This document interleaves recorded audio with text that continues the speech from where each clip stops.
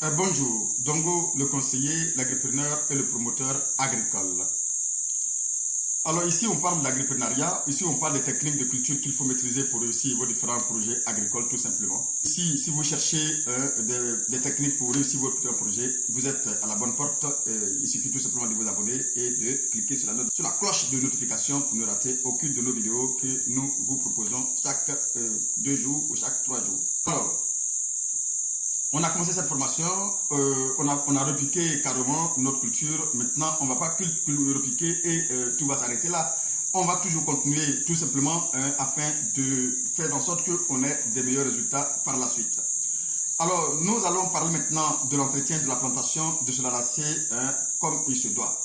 Alors voilà, quand on parle d'entretien, on voit d'abord les propriétés de la parcelle. C'est vrai, ça fait partir et c'est indispensable d'ailleurs. Mais il faut savoir effectivement que l'entretien est plutôt un ensemble d'opérations qui sont effectuées pour effectivement la bonne santé de la plante et la bonne productivité de la plantation.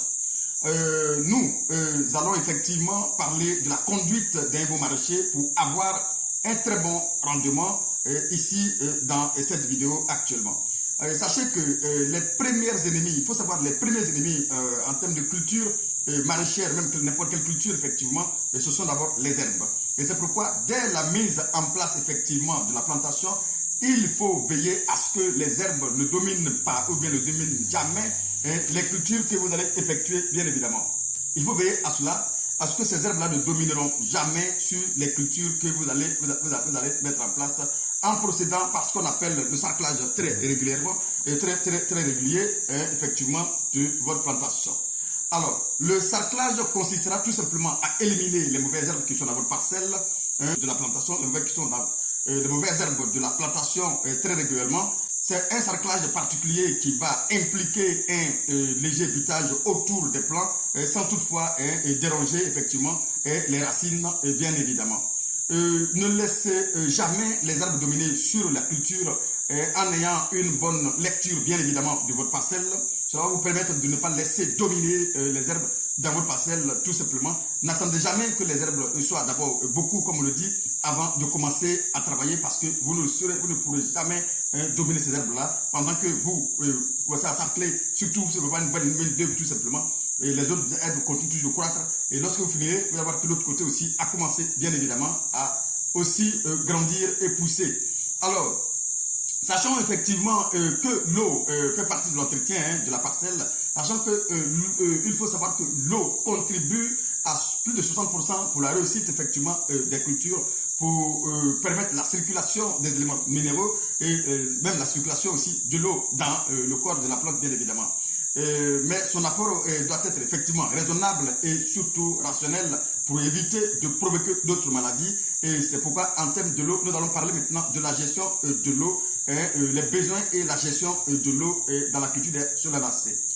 Dans la plupart des cas, l'irrigation, bien évidemment, goutte à goutte, ou ce qu'on appelle la ferti-irrigation est réalisée. La ferti-irrigation, c'est la fertilisation par je dirais plutôt des engrais solubles dans l'eau qui sont injectés dans le système d'irrigation qui va alimenter pied par pied chaque tomate, chaque aubergine, chaque piment, bien évidemment. La tomate, ou bien les solanacées ont besoin d'une quantité, bien évidemment, suffisante pour produire des fruits de bonne qualité, de bonne qualité, bien évidemment. Il est important de garder l'humidité, mais il est aussi important de ne pas tremper constamment les feuilles de la plante, ou bien des plantes, que ce soit aubergine, piment, tomate, quelle que soit la plante, bien évidemment. Il est important de ne pas tremper les feuilles régulièrement. Il faut faire attention à cela. Il faut veiller à ne pas trop arroser les cultures, car la plante ne supporte pas et ne tolère même pas du tout un sol gorgé de l'eau. Alors, les cultures de solanacées ont besoin d'un arrosage régulier pour se développer correctement, avoir de jolis fruits bien évidemment et produire des feuilles de bonne qualité tout simplement, mais il faut faire attention à l'excès de l'eau. Pour la culture des solanacées, en l'occurrence la tomate, l'aubergine, le piment, et à l'extérieur, bien sûr, les cultures à l'extérieur, on peut utiliser bien sûr un système d'irrigation par aspersion ou encore goutte par goutte ou goutte à goutte, effectivement, afin de garder le sol constamment humide. Disons, le promoteur ou bien le jardinier peut appliquer une fine couche de paillis au sol. Ce qui semble parfois difficile, mais si vous avez la possibilité de le faire, il faut le faire parce que cela va maintenir l'humidité au niveau de vos sols et tout simplement va favoriser effectivement une belle alimentation hydrique et les éléments minéraux de votre plante, par votre plante effectivement. Mais attention, attention et encore une fois, attention au système d'irrigation par aspersion. Effectivement, si vous ne maîtrisez pas le système d'irrigation par aspersion, il faut veiller à ne pas le faire. Il faut faire attention parce que l'asperseur va toujours injecter de l'eau qui va humidifier, qui va toujours tremper les feuilles de la tomate, de l'aubergine, du piment, ce qui va favoriser la présence ou l'installation des parasites, des bactéries, des champignons sur votre plante, d'où va favoriser effectivement leur alimentation parce que ces éléments-là, ces êtres-là, invisibles bien sûr, les champignons, les bactéries, vont s'alimenter facilement. Ils s'alimentent mieux lorsqu'il y a une humidité ambiante qui se trouve là, et c'est en ce moment-là qu'ils s'alimentent. C'est pourquoi lorsque vous faites votre culture en contre-saison, vous allez avoir moins de problèmes que les cultures en pleine saison des pluies, en ce moment parce que c'est leur période pour s'alimenter, parce que tout simplement, là, l'humidité est là, ils peuvent s'alimenter sur les feuilles tranquillement. Mais lorsque les feuilles, la chaleur tout simplement frappe sur les feuilles constamment, vous allez voir qu'ils ne sont pas là, les feuilles sont toujours jolies à regarder. C'est pourquoi il faut faire attention des périodes à laquelle il faut vraiment implanter votre culture de tomates, de piments, d'aubergines. Et ça c'est très important de savoir à quelle période il faut le faire. C'est pourquoi certaines personnes aiment les cultures en contre-saison tout simplement parce que cette période, on rencontre moins de problèmes en réalité. Ce qui ne veut pas dire effectivement qu'on ne peut pas faire des cultures en saison pluvieuse. Non, c'est pas vrai parce qu'il y a des variétés effectivement qui s'adaptent mieux en saison pluvieuse, qu'elles soient le piment, l'aubergine, la tomate. Il y a des variétés qui s'adaptent beaucoup mieux en saison pluvieuse tout simplement. Mais ici, ce qu'il faut comprendre, c'est que le trop d'humidité sur les feuilles favorise la présence effectivement des champignons, des bactéries et tout ce qu'on appelle parasites de feuilles. Bien, il faut aussi faire attention à la quantité d'eau apportée à la phase de maturation des fruits, que ce soit la tomate. Parce que lorsque vous ne faites pas attention à la phase de maturation des fruits, s'il y a une quantité d'eau qui a un arrosage déphasé, vous allez voir qu'il y aura ces plants-là qui vont commencer, les fruits qui vont commencer à se fendre, à se casser, et c'est très important de le savoir effectivement.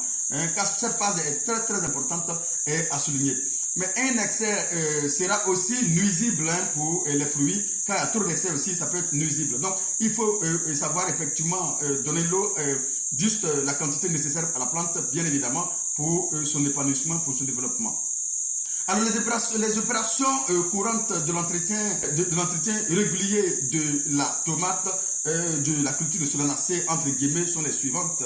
Bien évidemment, il y a l'irrigation. Jusqu'à 15 jours après repliquage, il faut apporter 10 mm environ tous les jours.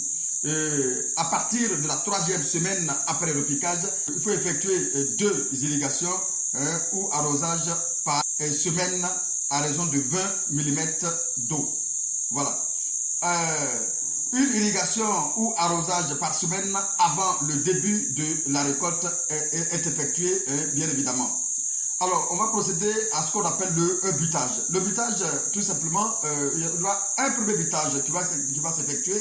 Le premier butage qui va s'effectuer, tout simplement, a lieu 3 semaines ou 2 semaines. Il faut commencer, je dirais plutôt de commencer par 2 semaines après le semis, après le repiquage, tout simplement.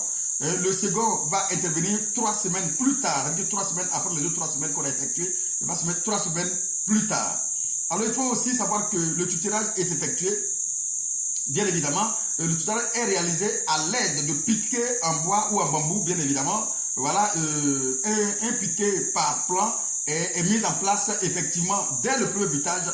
Il faut déjà fixer ton piquet, de sorte à commencer à buter dessus pour que ça puisse être plus résistant. Lorsque les plants vont avoir des fruits, pour ne pas que cela puisse balancer pour faire tomber, il faut que tu puisses déjà incorporer cela et déposer, piquer, en même temps commencer à buter dessus pour partir et pour continuer avec ça tout simplement. Cela va rendre ça plus résistant et va empêcher donc que ça puisse balancer avec les fruits, avec le poids des fruits qui sera dessus, pour que cela ne puisse pas tomber. Voilà, donc il y aura 2 butages effectivement à effectuer parfois, mais attention, il faut savoir que chaque butage est suivi d'un apport d'engrais en fonction de la quantité d'engrais que vous allez décider de mettre. Vous allez mettre de l'engrais avant de buter, bien évidemment. Donc il y a un sarclage aussi qui est effectué.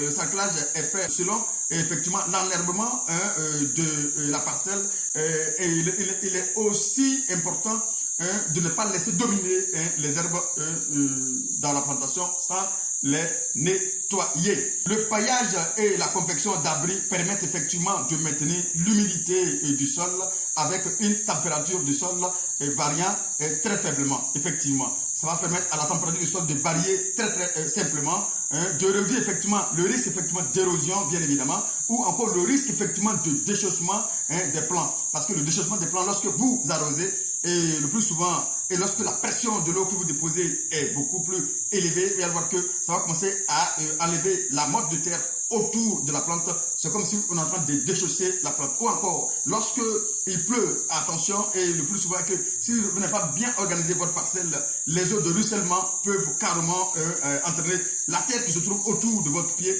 de tomates ou d'aubergines ou de piments et va entraîner cela et la plante va totalement, la plante peut partir avec ses eaux ou encore ça va carrément et déchausser carrément. Ces 2 opérations, il faut le dire, que j'appelle le paillage ou le confectionnement de l'abri, sont des opérations effectivement difficiles à réaliser, mais ces opérations donnent un meilleur rendement, il faut le souligner, bien que ce soit des opérations très difficiles à réaliser, et le plus souvent, beaucoup de promoteurs n'arrivent pas à faire cette opération à cause souvent de la taille de leur plantation. Alors, il faut dire que ces opérations ne sont pas cependant, comme je dis, couramment effectuées, mais attention, ça donne aussi parce que ça favorise aussi ce qu'on appelle une main-d'œuvre supplémentaire, ce qui est difficile déjà, parce que déjà on a des difficultés pour avoir la main-d'œuvre. S'il y a 2 activités qui vont venir augmenter la main-d'œuvre, ça va poser encore un autre problème. C'est pourquoi ce n'est pas souvent effectué. Alors, il faut savoir effectivement que nous allons nous adopter là aujourd'hui, effectivement, parce que nous allons procéder à la phase suivante qui est la fertilisation du sol, bien évidemment, pour mieux réussir la culture de la tomate, la culture de l'aubergine, la culture du piment animaux, la culture des solanacées. À bientôt pour la suite de notre formation sur les solanacées.